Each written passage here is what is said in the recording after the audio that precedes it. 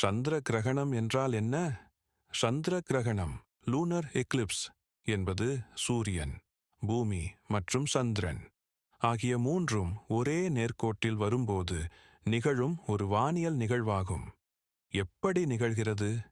சூரியனுக்கும் சந்திரனுக்கும் இடையில் பூமி வரும்போது பூமியின் நிழல் சந்திரனின் மீது விழுகிறது. இதனால் சூரிய ஒளி நிலவை சென்றடைய முடியாமல் தடுக்கப்பட்டு நிலவு மறைக்கப்படுகிறது. எப்போது நிகழும்? இது எப்போதும் முழு நிலவு, பௌர்ணமி தினத்தன்று மட்டுமே நிகழும்.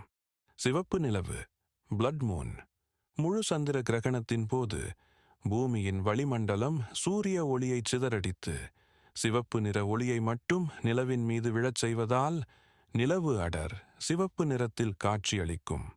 வகைகள்: முழு சந்திர கிரகணம்.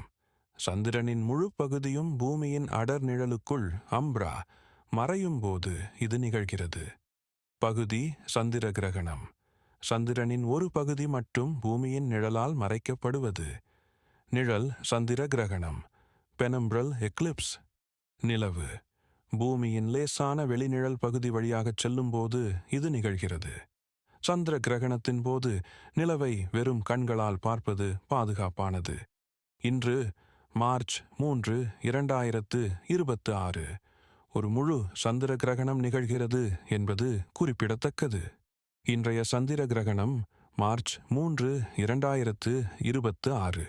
நேரம்: இந்தியாவில் இந்த கிரகணம் மாலை சந்திர உதயத்திற்கு பிறகு சுமார் மாலை 6:26 முதல் சிறிது நேரம் மட்டுமே தெரியும். முக்கிய காட்சி: இது ஒரு இரத்த நிலா, பிளட் மூன் ஆகும். அதாவது பூமியின் நிழலில் நிலவு முழுமையாக மறையும் போது அது அடர் சிவப்பு நிறத்தில் காட்சியளிக்கும். எங்கு பார்க்கலாம்? இந்தியாவின் பெரும்பாலான பகுதிகளில் இது தெரியும். குறிப்பாக வடகிழக்கு மாநிலங்களில் அசாம், அருணாச்சல பிரதேசம் போன்றவை நிலவு சீக்கிரம் உதிப்பதால் அங்கு நீண்ட நேரம் பார்க்க முடியும்.